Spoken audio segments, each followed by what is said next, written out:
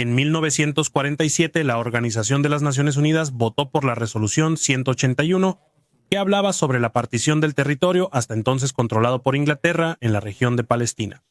La propuesta era dividir la región en un estado judío y un estado árabe, cada uno con sus particularidades étnicas y religiosas. En cuanto se dio a conocer esta propuesta y con el anuncio de que Inglaterra pronto retiraría sus tropas de la región, ocurrió una serie de agresiones entre los dos pueblos, que comenzó con el ataque por parte de árabes a un autobús que transportaba pasajeros judíos de Netanya a Jerusalén el 30 de noviembre. Estas acciones violentas también las cometían los judíos. En casos de pequeños grupos paramilitares que atacaban aldeas árabes para liberar rutas de acceso entre poblados de mayoría judía, como en el caso de Deir Yassin en abril de 1948. A diferencia de lo que se piensa, los judíos no fueron insertados en el área de Palestina al final de la Segunda Guerra Mundial. Ya había practicantes del judaísmo en la región desde hace milenios, y muchos grupos se reunían en milicias para garantizar la supervivencia de sus miembros. Los judíos que vivían en Palestina antes de la independencia, en 1948, recibían el nombre de Yishuv, y uno de los grupos paramilitares de los Yishuv se llamaba Haganah. Ya en 1945, algunos Yishuv ya se habían dado cuenta de la importancia de tener una producción local de municiones y armamento que ayudara en la defensa regional, en la posibilidad de que surgiera un conflicto de gran intensidad y ellos terminaran viéndose aislados. Aún así, se crearon lugares como el Instituto Ayalon. El instituto era una instalación subterránea secreta situada debajo de un kibutz, que producía municiones de bajo calibre, armamento para infantería y municiones de mortero en cantidad suficiente para un pequeño esfuerzo de guerra. Con el final acercándose para la permanencia inglesa en la región, los Yishuv proclamaron su independencia, creando así el Estado de Israel el 14 de mayo de 1948. Los vecinos árabes, al enterarse, iniciaron una invasión terrestre en solo unas horas. Una fuerza de ejércitos de Egipto, Irak, Transjordania y Siria atacaron aldeas judías en el estado que, con solo unas horas de existencia, ya se encontraba en una guerra a gran escala. La Haganah pronto cambiaría de nombre y organización, dejando su estatus de grupo paramilitar para convertirse oficialmente en la Fuerza Armada Israelí, siendo ahora llamada Fuerzas de Defensa de Israel. ¿Cuál era la situación de los israelíes en ese conflicto? Los ejércitos árabes tenían la ventaja de la iniciativa. Atacaron primero y su objetivo era evitar la instalación del Estado judío en la región. La mayoría de los países contaba con una artillería relativamente moderna, con pocos aviones disponibles, la mayoría de la época de la Segunda Guerra Mundial. Y con el número inicial de invasores rondando los 13,000, cifra que llegaría a 60,000 soldados más tarde en el conflicto. Y esa unión de países árabes contaba con algo que los israelíes aún no tenían: vehículos blindados de combate. Pero los líderes de Israel sabían muy bien que para combatir acero se necesitaba más acero. Y así comienza la historia de la intrínseca relación del ejército israelí con sus vehículos blindados. Cuando comenzó el conflicto, Israel contaba con muchos camiones blindados de forma improvisada, adaptados para la instalación de armamento y con chasis y tamaños diferentes. Además, semiorugas M13 y M5 también estaban disponibles en grandes cantidades, con ametralladoras, cañones y morteros instalados. Pero estos vehículos, aunque capaces de repeler disparos de armas ligeras, perecían cuando se enfrentaban a vehículos blindados propiamente dichos. Las fuerzas árabes no poseían exactamente un arsenal supermoderno. Las otras fuerzas atacantes también contaban con vehículos blindados del periodo anterior a la guerra y con algunos otros del inicio del conflicto. Aunque fueran obsoletos, esos vehículos eran herramientas de combate que podían, contra objetivos sin capacidad de contraatacar, causar grandes daños. Así, los israelíes empezaron a buscar desesperadamente nuevas formas de reequipar sus fuerzas blindadas. Y sería por medio de la astucia y la adaptabilidad que lograrían alcanzar sus objetivos. Características que se repiten hasta el día de hoy en la composición de su ejército. El primer carro de combate moderno que entraría en las filas de Israel sería un M4 Sherman, encontrado abandonado en Palestina por los ingleses. Debido al gran esfuerzo para retirarse, los británicos no pudieron llevarse el tanque, abandonado desde 1943 porque requería reparaciones. Cuando se fueron, se encargaron de intentar al máximo inutilizar el tanque para que no fuera utilizado en futuros combates y lo abandonaron. Pero incluso después de 5 años abandonado, pudriéndose en un almacén, con esfuerzos hechos para desmantelarlo, Israel le dedicó el máximo esfuerzo y funcionó. Después de un extenso trabajo de restauración, el Sherman fue armado con un cañón de 75 milímetros corto estándar de los primeros Sherman y recibió el nombre de Meir. Pero no sería el único M4 en los combates. Los otros que Israel utilizaría en el conflicto serían provenientes de Italia, donde un grupo de inteligencia israelí encontró 32 Sherman armados con el obús de 105 milímetros disponibles para la venta. El problema es que esos vehículos habían sido desmilitarizados y los cañones de sus armas habían sido inutilizados para evitar disparos. Los Sherman italianos llegaron a Israel en 3 tandas, con la última llegando en enero de 1949 a Haifa. Como en la mayoría de los casos los obuses de 105 milímetros no pudieron ser restaurados, los ingenieros de Israel tuvieron que buscar otras alternativas. La primera opción vino con la compra de 50 cañones móviles Krupp de 75 milímetros de Suiza en septiembre de 1948. Pero las modificaciones necesarias para usar esas armas en el Sherman eran extensas y tomaban demasiado tiempo, por lo que solo un puñado de vehículos con esas especificaciones estuvieron listos hasta el final del conflicto.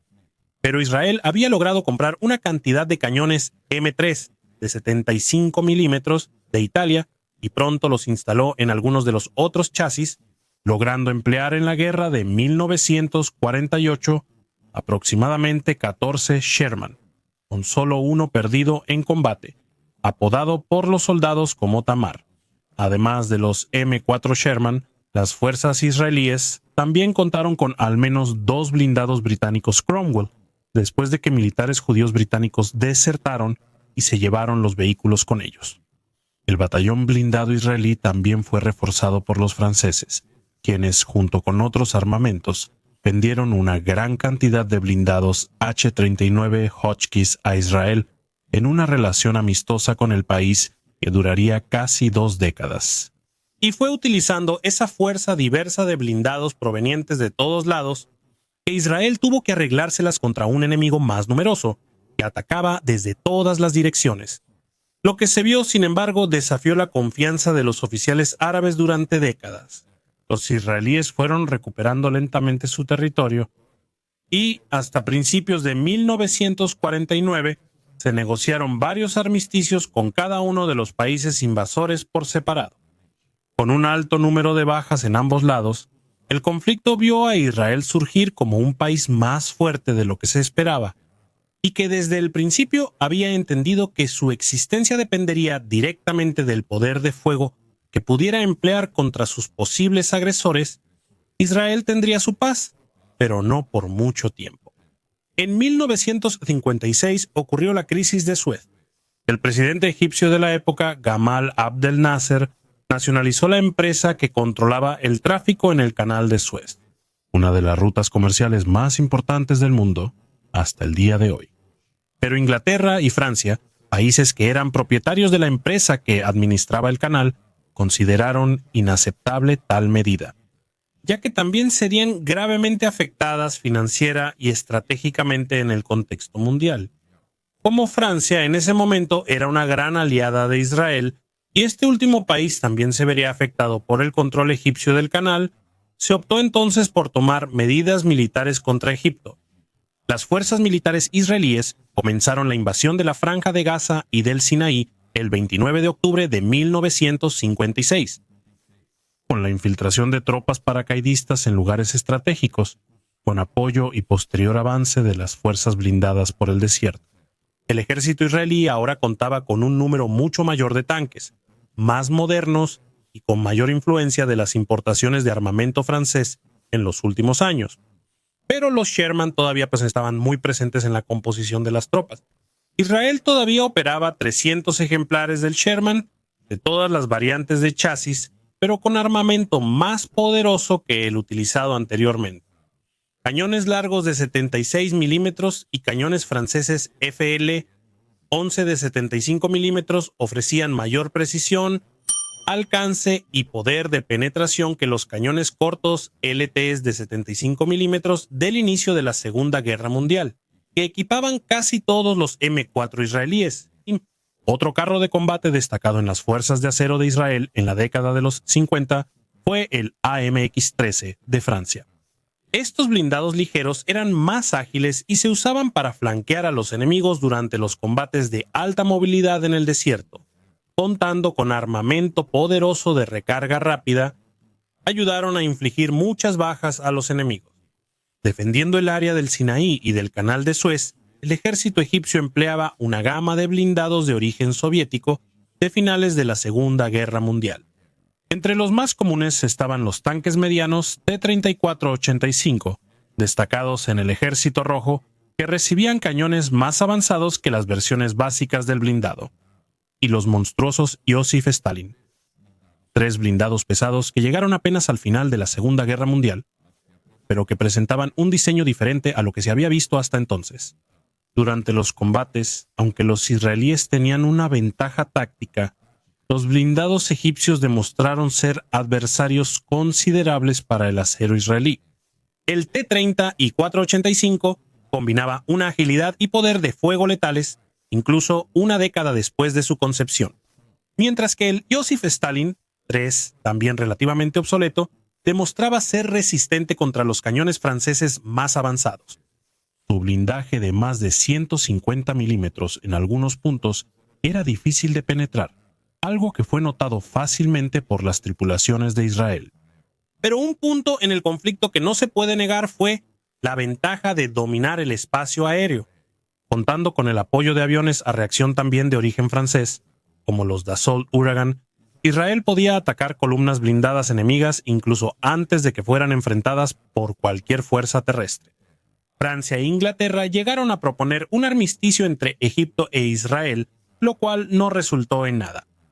Así, un ataque con fuerzas aerotransportadas en puntos estratégicos del Canal de Suez fue realizado con tropas británicas y francesas que tomaron el control de los lugares. Al ver que estaban a punto de perder sus posiciones, las tropas egipcias hundieron una gran cantidad de embarcaciones en el canal, dejando la navegación por ahí impracticable durante casi un año. Es un hecho que la acción de los británicos y los franceses ayudó a Israel en su objetivo, con muchos historiadores afirmando que había un complot entre estos 3 países para disminuir el poder del presidente Abdel Nasser. El conflicto llegaría a su fin tras una inmensa presión diplomática y económica de Estados Unidos y la Unión Soviética, que entregaron a Egipto el control del canal. Israel solo se retiró del Sinaí en marzo de 1957 y al salir saboteó la infraestructura egipcia de comunicaciones y transporte, logrando identificar sus puntos débiles y fuertes al final del conflicto.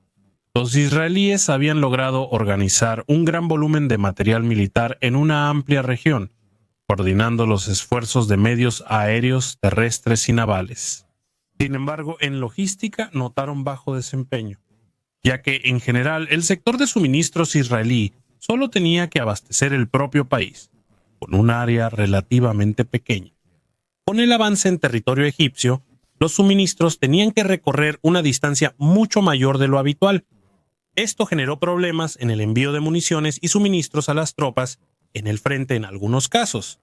Aunque la presión económica estadounidense fue la principal responsable del alto el fuego y la retirada de las tropas extranjeras de Egipto, después del fin de los combates hubo un gran acercamiento del mundo árabe con la Unión Soviética. Y eso se reflejó en el posterior rearme de muchos países utilizando material bélico soviético de exportación, principalmente en forma de los temibles blindados T-54. Los T-54 eran tanques medianos famosos por su confiabilidad, fuego y blindaje. además de ser producidos en números mucho mayores que sus tanques rivales europeos y norteamericanos. Israel observó este incremento en la capacidad ofensiva de sus vecinos y oponentes, y también comenzó a investigar alternativas para su defensa. Las alternativas vinieron en dos formas, blindadas y de diferentes lugares. A principios de la década de los 60, Israel compró 50 tanques Centurion de Inglaterra, llamados en Israel Shot o látigo en español. Este blindado tenía una diferencia, ya que fue uno de los vehículos que inauguró el concepto de Main Battle Tank o Main Battle Tank, el tanque principal de batalla, en la que una fuerza, en lugar de estar compuesta por vehículos de diferentes clases, opta por tener en sus filas una constitución homogénea de vehículos que pueden realizar diferentes misiones, ahorrando costos de mantenimiento y logística y dando mayor flexibilidad a sus fuerzas blindadas. La compra de una buena cantidad de Centurion a los británicos se dio como un acuerdo entre los dos países. Inglaterra necesitaba ayuda para financiar el proyecto de su nuevo Main Battle Tank, el Chieftain. Israel, de la misma manera, deseaba iniciar la construcción de un nuevo blindado que atendiera a sus necesidades, y la oportunidad de unirse al proyecto Chieftain era prometedora. Entonces, con la promesa de comprar los antiguos Centurion, los israelíes obtuvieron luz verde para participar en el desarrollo. Otra compra importante para las fuerzas de acero de Israel fueron los M48 Patton de origen estadounidense. En 1964, oficiales israelíes fueron enviados en secreto a Alemania Occidental para entrenar en la operación de estos vehículos que pronto serían enviados a Israel, porque Tel Aviv había comprado 150 de estos tanques a los alemanes. Por presión de países árabes, Alemania entregó solo 40 blindados, y más tarde Estados Unidos proporcionó los números que faltaban, sumando otros 100 tanques, totalizando 250-48 puestos a disposición de Israel hasta 1967. Sin embargo, para fines de estandarización y adaptación a las necesidades del país, los M48 israelíes serían modificados instalando el cañón de 105 mm L7 en lugar de los cañones originales americanos de 90 mm, siendo esta mejora la misma que empleaba el Centurion.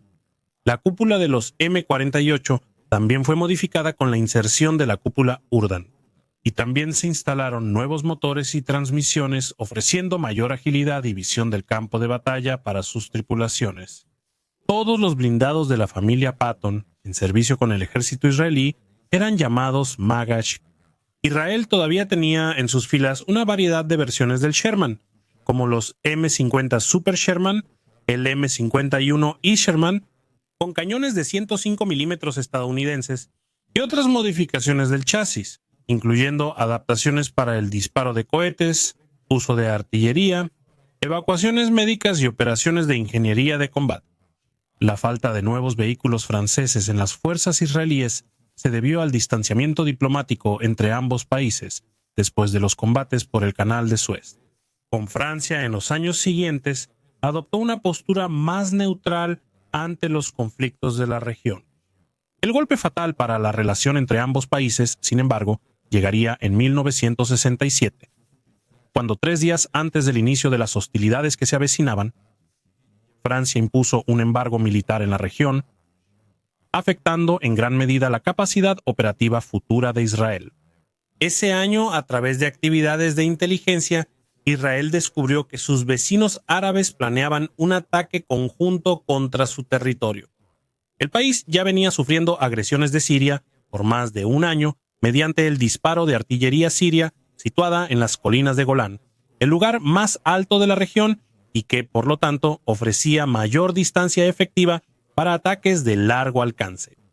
Después de un intenso debate interno sobre lo que debían hacer, fue con el nombramiento de un destacado nombre para encabezar el Ministerio de Defensa de Israel que se tomó una actitud inesperada. Al mando de las fuerzas israelíes estaba ahora el general Moshe Dayan, exmilitar y político que decidió realizar un ataque preventivo. En un momento en que las fuerzas sirias, egipcias, jordanas, iraquíes y sauditas se concentraban para la ofensiva, El plan comenzó el 5 de junio de 1967, con una gran ofensiva aérea contra las bases egipcias, utilizando cazas supersónicos que bombardearon la Fuerza Aérea de Egipto mientras aún estaba en tierra, con más de 300 aviones destruidos en menos de 2 horas. Ese golpe a la mayor fuerza aérea enemiga alivió la presión en los combates que vendrían contra Israel, ya que así tendrían la ventaja táctica del control del espacio aéreo. En las horas y días siguientes, las fuerzas aéreas de los otros países árabes fueron igualmente atacadas y sufrieron enormes pérdidas. Mientras tanto, en tierra la lucha sería más difícil. Además de los T-55 soviéticos, Israel tendría que enfrentarse a los blindados Centurion de las disciplinadas tropas de Jordania, entrenadas por oficiales europeos, así como a un gran número de Panzer IV del ejército sirio. Estos blindados anticuados, remanentes del Tercer Reich en la Segunda Guerra Mundial, fueron utilizados, en su mayor parte, como búnkeres improvisados, parcialmente enterrados en el suelo. Y en algunos casos más raros todavía fueron empleados normalmente. En total, los árabes contaban con más de 2.000 blindados de todo tipo, en su mayoría situados en el Sinaí. A las 8 de la mañana, las columnas de blindados de Israel arrancaron.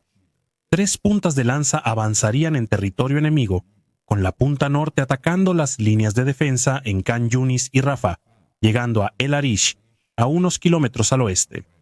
Sin importar las condiciones que se presentaran, si habría o no comunicación, los israelíes tenían órdenes de disparar y avanzar sin tregua alguna. Al entrar en Khan Yunis, el primer grupo de tanques en avanzar, compuesto por blindados Magash, fue recibido con un enorme volumen de fuego de armas de bajo calibre y cohetes que rebotaban en la estructura del blindado, mientras avanzaba lentamente por el centro del pueblo. El primer tanque, comandado por el entonces teniente Avigdor Kahalani, comenzó a disparar a las casas del lugar con su cañón principal, cuando se daba cuenta de que eran utilizadas como refugio por tropas enemigas. Después de 2 horas, los israelíes ya habían logrado capturar la ciudad. El siguiente objetivo era Rafah, y los blindados israelíes se dirigieron hacia allá sin dudar. En un momento dado, el joven teniente Avigdor recordó haber visto algo extraño en el horizonte, como una línea oscura, que pronto se hizo obvio de qué se trataba. Una línea defensiva egipcia con blindados en posiciones protegidas con su chasis cubierto por el terreno. Aún así, los obstinados israelíes continuaron avanzando en algunos momentos, deteniéndose solo para disparar un tiro más preciso, intercambiando fuego con los defensores egipcios, que lucharon con garra y determinación hasta que ya no había salida. Al caer la tarde, Rafah también había sido capturada por Israel, con el avance siguiendo por fortificaciones egipcias hasta la captura de El Arish. Para intentar flanquear a los israelíes, los egipcios desplazaron tropas que estaban al sur de El Arish, en un intento de ataque sorpresa contra los cansados israelíes. Pero la segunda punta de lanza de Israel los interceptó en el camino, habiendo pasado directamente por el desierto, en un terreno con altas dunas, pocos puntos de referencia y suelo inestable. Y así esa segunda fuerza de tanques entró en choque contra la 4ª División Blindada Egipcia, con sus modernos tanques T-55 sedientos de venganza. 200 blindados soviéticos contra 100 Centurions británicos, una lucha que haría que muchas de las batallas de blindados de la Segunda Guerra Mundial parecieran pequeñas escaramuzas en proporción. La situación táctica favoreció a Israel en ese combate.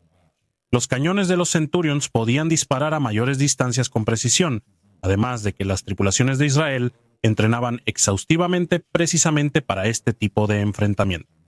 El factor sorpresa también contribuyó al resultado final, con cerca de 80 blindados egipcios destruidos y los restantes retirándose. La punta de lanza, más al sur, sería uno de los ejes principales de avance, con una de las tareas más difíciles, el ataque a Abu Águila. El lugar era una conocida concentración de tropas egipcias, situadas en un terreno favorable para los defensores, y que cualquier atacante que quisiera realizar un ataque directo tendría que subir las empinadas dunas y colinas cubiertas de arena. El mando de la operación recaía en otra reconocida figura de la historia militar de Israel, el general Ariel Sharon.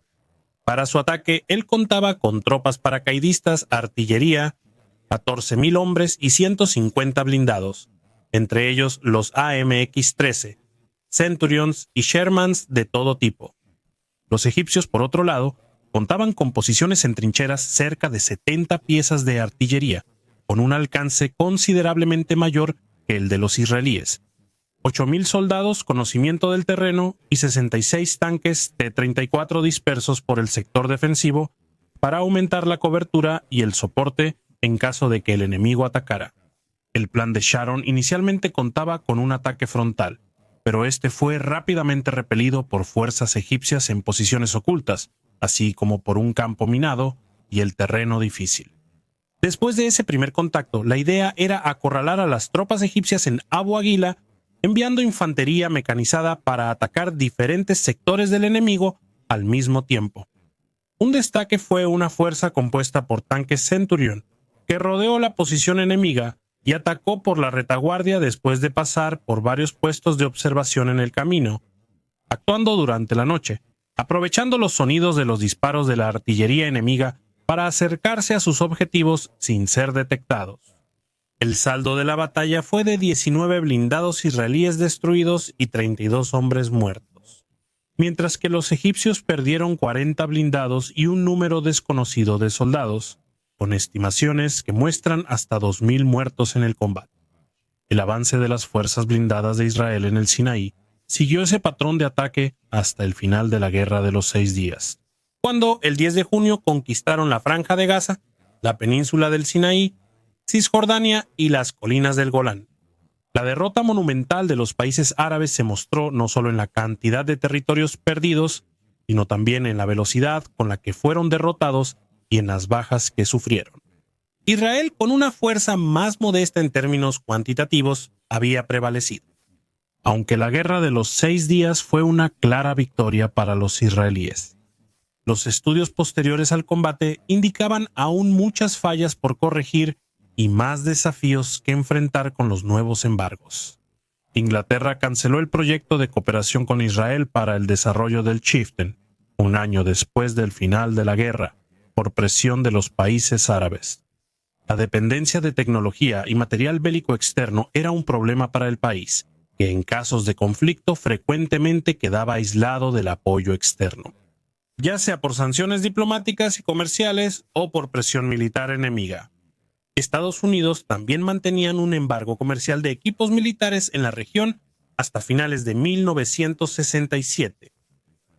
A los británicos les tomó un año cancelar el proyecto conjunto con Israel para obtener la información sobre las modificaciones necesarias en el blindado para que fuera más efectivo en la guerra moderna. Al notar esto, los israelíes se negaron a transmitir los conocimientos adquiridos en la guerra de los 6 días, pues ya temían que, después de refinar el proyecto del blindado británico, serían excluidos en la primera oportunidad.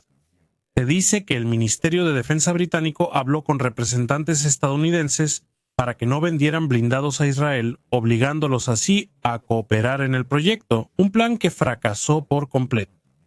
Israel ahora estaba en una posición peligrosa. Con una fuerza de tanques obsoleta, veía nuevamente a sus vecinos árabes comprando armamento soviético de punta, como el icónico T-62 que estaba entrando en servicio en los ejércitos egipcio y sirio.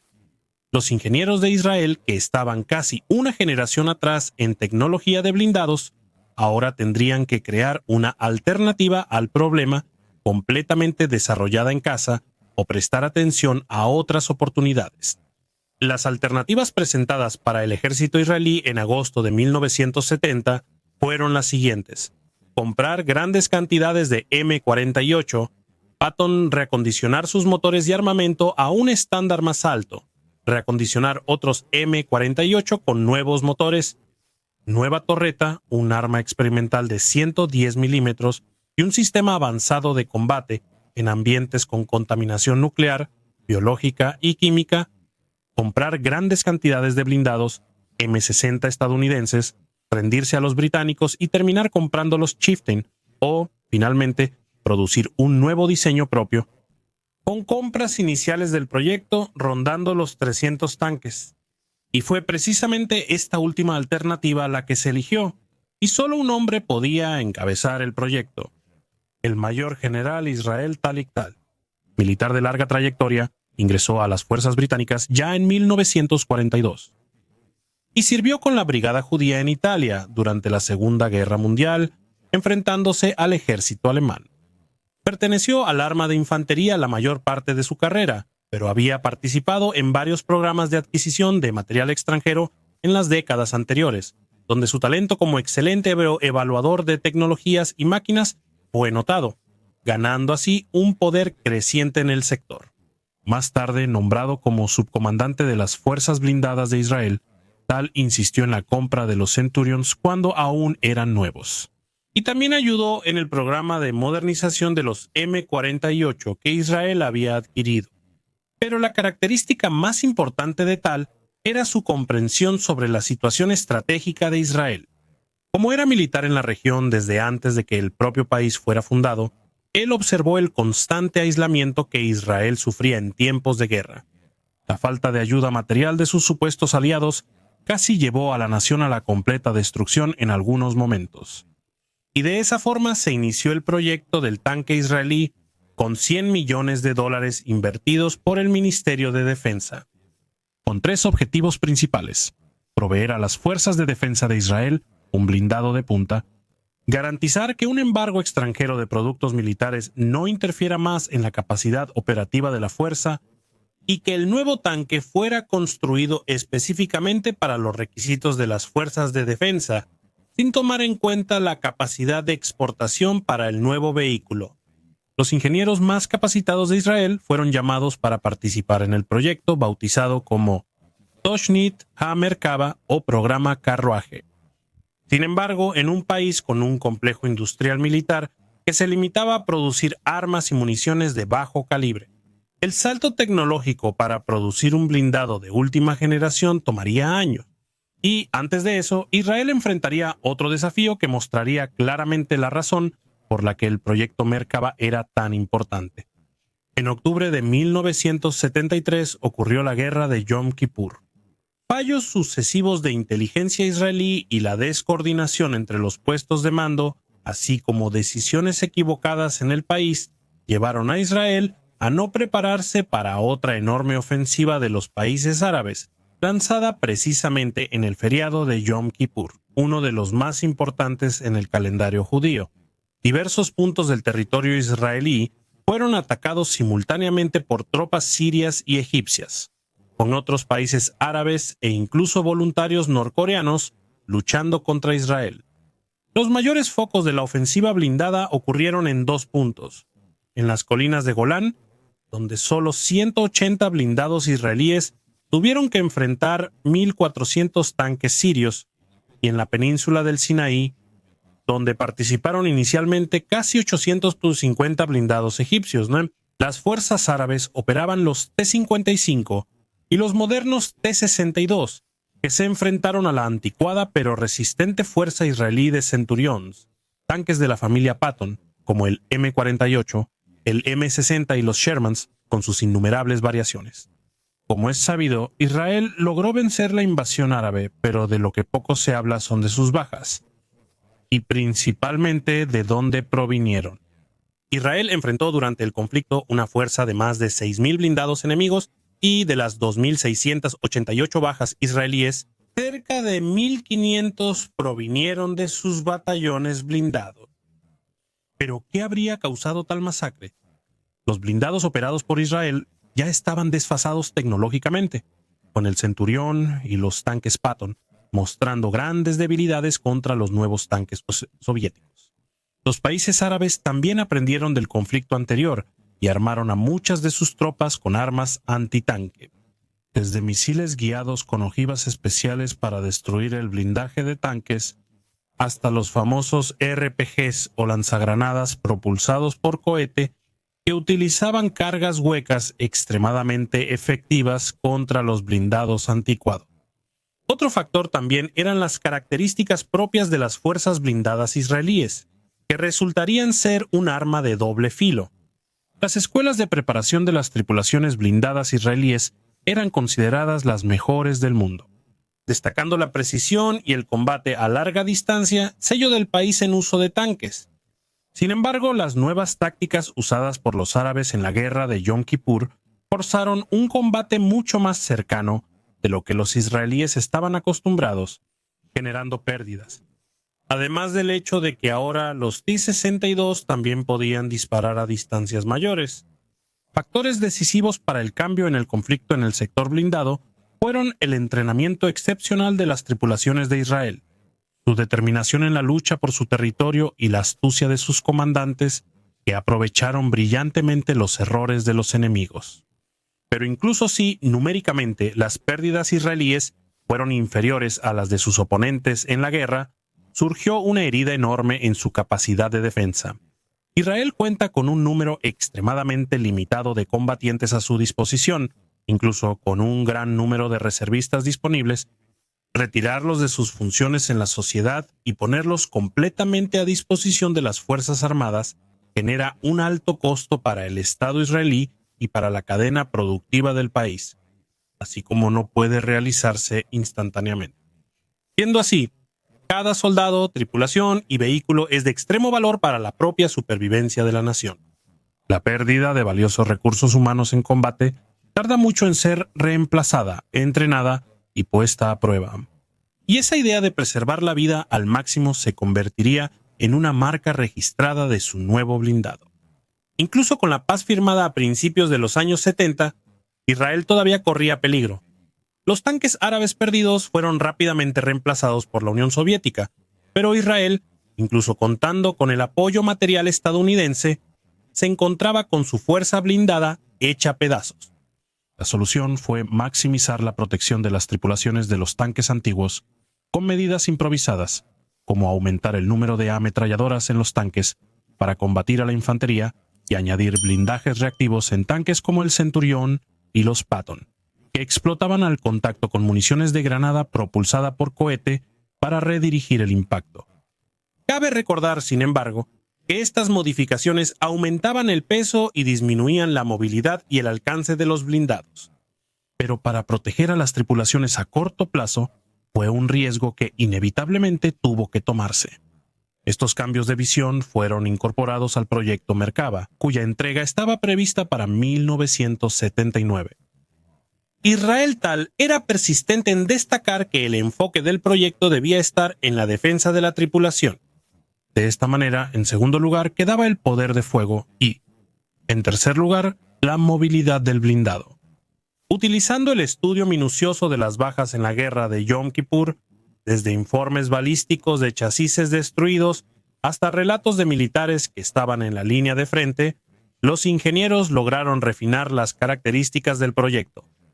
Surgió la idea de hacer que todas las partes del tanque actuaran como blindaje para la tripulación, en un concepto de coraza espaciada. Sus piezas, combustible y depósitos serían posicionados de manera que siempre ofrecieran algún grado de defensa a la parte más frágil del tanque, sus tripulantes. Los israelíes también inspeccionaron varios tanques modernos de su época, como los AMX-30, Leopard 1, Chieftain, el XMUM estadounidense, y un rumor incluso dice que Tal logró tener acceso brevemente a un tanque soviético T-70 y dos de última generación mientras estuvo en Europa del Este. Los diseños extranjeros impresionaron a Tal, pero él sabía que la situación de Israel era muy diferente de lo que el resto de las potencias venían preparando. Mientras el Pacto de Varsovia y la OTAN planeaban destruirse en las tranquilas llanuras de Alemania, el Merkava tendría otro objetivo. El terreno en Israel era difícil e irregular, y su tanque debía mantenerse estable en esas condiciones. El desierto prevalece en los alrededores del país. Entonces, el nuevo blindado debía tener un desempeño impecable en terreno arenoso. Así, la industria israelí comenzó a producir piezas para el nuevo Main Battle Tank, cuyas dimensiones serían enormes incluso para los estándares actuales. La velocidad sería un factor de menor preocupación, ya que el territorio israelí es relativamente pequeño. El compartimiento de la tripulación y la torreta serían diferentes de otros MBTs, situándose en la parte trasera del chasis. En la parte delantera estaría instalado el motor. precisamente para ofrecer aún más protección a la tripulación. Otro factor importante del proyecto Merkava fue su facilidad de mantenimiento. Se había constatado que durante la guerra de Yom Kippur, muchos blindados sufrían pequeñas averías y tenían que esperar hasta 24 horas en el campo de batalla hasta que les reemplazaran un componente como el motor. El Merkava ahora podía tener su motor completamente reemplazado en condiciones de combate en menos de una hora. En cuanto a blindaje, el tanque también impresionaba. Su chasis tenía un blindaje frontal intensamente angulado, lo que favorecía la posibilidad de que los proyectiles enemigos rebotaran. La parte trasera del tanque cuenta con una gran escotilla para la salida del blindado, que podría ser utilizada en emergencias por la tripulación. La escotilla también denotaba otra cualidad del Merkava. El vehículo podía transportar un pequeño contingente de tropas de infantería de forma protegida o incluso ofrecer protección a soldados heridos en combate, hasta que la evacuación médica estuviera disponible. La retirada de objetos inflamables del espacio de la tripulación y el almacenamiento de munición debajo del anillo de la torreta también ayudaban a la supervivencia del tanque. El armamento inicial elegido fue el cañón M68 de 105 milímetros, con su letalidad comprobada por los años de uso contra los tanques soviéticos, que eran casi diametralmente opuestos a lo que el Merkava demostraba ser. Mientras que los tanques soviéticos presentaban una silueta reducida y mucho más baja, enfocándose en tener más agilidad para sus incursiones en grandes números, el Merkava era un gigante blindado, con una silueta frontal que recordaba a los tanques de la serie S de Suecia, que en su posición de tiro aparentaban ser un objetivo más pequeño de lo que realmente eran.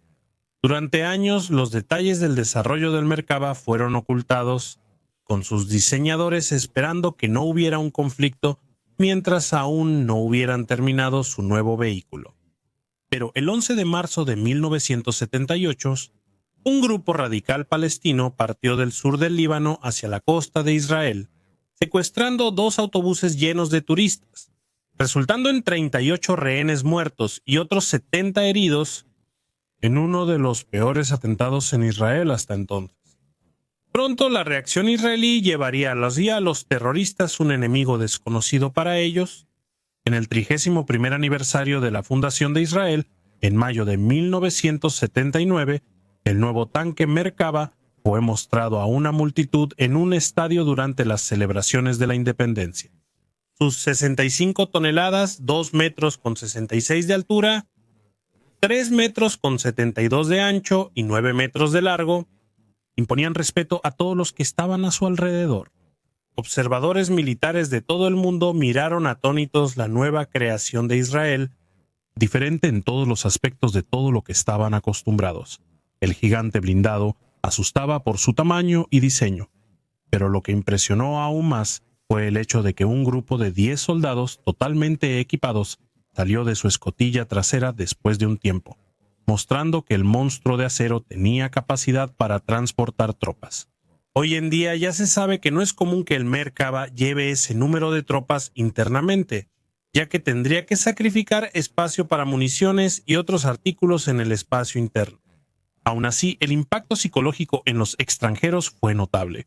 El espacio interno del Merkava era grande, ya que necesitaban llevar más municiones, ya que el análisis de los combates anteriores mostraba que era común que un tanque se quedara sin munición durante el combate y el proceso de conseguir más suministros era muy complejo y tardado. Ese espacio interno extra de munición, en la parte protegida frontal del tanque, podía ser intercambiado en misiones de corta distancia e infiltración para acomodar a la infantería, ampliando así la capacidad de apoyo del vehículo. La disposición de las municiones usualmente se realizaba así: 6 proyectiles bajo la torreta listos para insertarse en el cañón, 12 en 2 contenedores circulares en la parte baja del chasis debajo de la torreta y 44 proyectiles almacenados en grupos de 4 en la parte trasera del tanque, sumando un total de 62 proyectiles transportados como máximo. El motor de la versión inicial del Merkava era el Continental Aire 5 diésel sobrealimentado 1796 A512 con 900 caballos de fuerza que, aunque no le daba al blindado grandes velocidades, era lo suficientemente fuerte como para hacerlo capaz de superar obstáculos como trincheras y dunas de gran inclinación. Para que el blindado necesitara menos mantenimiento en el campo, las industrias Urdan desarrollaron rodamientos y ruedas especiales para el Merkava con el doble de vida útil que una pieza convencional utilizada en blindados. La tripulación del Merkava era de 4 hombres. El conductor se ubicaba a la izquierda del motor, al frente del blindado, con el comandante quedando en el lado derecho de la torreta, detrás del artillero, y el cargador quedando en el lado izquierdo de la torreta. Los tripulantes contaban con una buena visión del exterior, con periscopios y sistemas ópticos de aumento diferentes, muchos de estos con acceso a visión nocturna. Ahora que el Merkava había sido revelado, fue inicialmente posicionado en la frontera con Siria para enfrentar posibles agresiones de sus antiguos enemigos. Pero el bautismo operacional del blindado ocurriría en otro lugar, en el Líbano. Cuando el 6 de junio de 1982 Israel anunció la Operación Paz en Galilea, el objetivo israelí al invadir el Líbano era derrotar a las fuerzas del Ejército de Liberación de Palestina que se escondían allí y planeaban y coordinaban los ataques en territorios israelí ocultos en territorio extranjero. La invasión desató un conflicto con Siria, ya que el país mantenía un contingente militar en el Líbano, además de que muchos de sus radares antiaéreos y sensores cubrían el espacio aéreo del país. El desempeño del Merkava en el conflicto fue excepcional, superando por mucho las previsiones de los estrategas israelíes. El nuevo tanque fue la punta de lanza de las columnas blindadas de Israel, con los más antiguos M60 y Centuriones modernizados viniendo justo detrás. El Merkava mostró gran resistencia contra las armas antitanque portátiles, como el granada propulsada por cohete 7 y los misiles guiados Milan, así como también logró repeler fácilmente a los peligrosos T-70 y 2 Sirius. En la batalla del Valle de Beca, una fuerza de Merkavas se enfrentó a los T-70 y 2 Sirius, resultando en la destrucción de 8 blindados Sirius. Sin pérdidas documentadas del lado israelí, las ventajas de los sistemas electrónicos de tiro y control, sumadas a la sensación de protección de las tripulaciones, aumentaron significativamente la efectividad de los Merkavas israelíes en comparación con sus adversarios, que podían enfocarse en detectar y aniquilar sus objetivos con menor preocupación respecto a los proyectiles enemigos que venían hacia ellos. Durante el año de 1982, Israel perdió en Líbano solo 7 Merkavas, siendo 6 por minas terrestres y uno que sufrió una enorme cantidad de disparos de granada propulsada por cohete, 7. Muchos otros resultaron dañados, pero pronto fueron reparados, con la tasa de supervivencia en el blindado mayor que si se compara con las tripulaciones que sufrieron ataques en Centurions y M60. Incluso mientras los combates se desarrollaban en Líbano, los ingenieros israelíes, liderados una vez más por Tal Tal, ya trabajaban en mejoras para el Merkava. Al entrevistar a las tripulaciones que volvían de las batallas, notaron que la retroalimentación sobre el blindado fue generalmente positiva, pero un punto negativo que no presentaba solución era la dificultad de operarlo en los pasos estrechos de las montañas de la región, ya que no era posible estrechar el chasis para nuevas variantes. Otro punto observado en los Merkava que habían sido abatidos es que la mayoría había sido alcanzada en la parte trasera de la torreta, entre esa pieza y el chasis. Ese punto débil específico fue remediado con la instalación de cadenas con bolas de acero que cuelgan en ese lugar, y cuando entran en contacto con municiones antitanque, las detonan prematuramente sin permitir que se hagan daños a la parte interna. Aunque parezca una modificación sin valor, la instalación de esas cadenas disminuyó bastante la mortalidad de los tanques por disparos en ese lugar. Los cañones de 105 milímetros eran muy poderosos y aún representaban un peligro si se disparaban a una distancia lo suficientemente cercana. Entonces, también se reforzó el blindaje de la torreta y el chasis. Los sistemas electrónicos también fueron rediseñados y reforzados para soportar el impacto de municiones enemigas en el chasis. También se añadió un telémetro láser de neodimio y nuevos sistemas de tiro, y el cambio de la transmisión, que permitió el doble de alcance en combate, que ahora podía llegar a 500 kilómetros. El comandante también recibió un pequeño mortero de 60 milímetros que llevaba dentro de la torre. Todos estos cambios se unieron y resultaron en el Merkava Mark II. El Merkava II también recibió puntos de soporte en la estructura para la instalación de materiales de ingeniería, para liberar caminos y bloqueos. Durante los combates en Líbano, los vehículos propios de ingeniería tardaban demasiado en llegar a los lugares, dejando a las fuerzas estacionadas en regiones bloqueadas, vulnerables a ataques. Ahora, las piezas para la remoción de campos minados y escombros se instalaban rápidamente en los Merkava, que después seguían su camino. La instalación de ametralladoras 7.62 y calibre 50 en el tanque también se hizo para intentar ayudar en la defensa contra la infantería y helicópteros enemigos, siendo operadas desde dentro del blindado. Algunas pocas unidades también recibieron un lanzagranadas automático de 40 mm Mark 19 para operaciones contra la infantería. La variante Mark II comenzó en 1983 y siguió hasta 1989, con el blindado participando en enfrentamientos limitados en Líbano y realizando más misiones de apoyo a la infantería contra grupos insurgentes como Hezbollah. El proyecto de un nuevo sucesor para el Merkava II ya había comenzado semanas después de que los primeros ejemplares del nuevo modelo salieran de la fábrica. Observando la situación de las fuerzas blindadas regionales en 1983, era posible notar un patrón de constante modernización, utilizando tanques franceses, italianos, soviéticos y estadounidenses. Sus nuevos enfoques en blindaje y poder de fuego requerían una actualización igual del Merkava para mantener su superioridad en la guerra.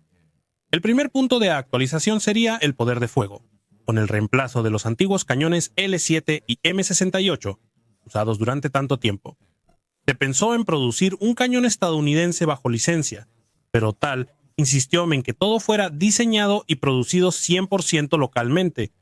La decisión final fue equipar el nuevo Merkava III con un cañón de 120 mm nacional, el MG251, pero esto significó un sacrificio en la cantidad de munición transportada. Los nuevos proyectiles serían más grandes, disminuyendo el espacio interno disponible en el tanque. Estos proyectiles serían transportados en compartimentos con cápsulas llenas de material retardante de fuego que evitaría una detonación fatal en caso de penetración, lo cual se demostró común en los casos de penetración del chasis, que ocurrieron en 1982 en Líbano. La creciente industria de electrónicos de punta israelí comenzaba a florecer justamente en ese momento, con empresas como Elbit, Elop, Rafael y Elsint siendo invitadas a participar con adiciones al proyecto Mark III. Estas empresas colaborarían en crear el Bakaresh, sistema de control de tiro del Merkava III. La capacidad de disparar con extrema precisión en movimiento fue un diferencial para las tripulaciones del Merkava, que ahora ya no necesitaban detener el blindado para disparar. Un sistema de detección de proyectiles guiados utilizando sensores electromagnéticos ofrecía una cobertura completa de aviso en caso de disparos enemigos. Pero no hay mucha información sobre su funcionamiento, ya que es altamente confidencial. Otro cambio significativo del Merkava III sería su nuevo blindaje, que ahora tendría componentes modulares de fácil reemplazo. La nueva versión del blindado tendría un esqueleto interno fijo, con una coraza externa, cuyas piezas serían removibles, para que, en el futuro, las mejoras tecnológicas permitieran la evolución del carro de combate, sin necesidad de reformas extensas. Además, el daño en combate podría ser reparado rápidamente pasando de las 48 horas necesarias para reparaciones anteriores a solo 6 horas con la nueva configuración.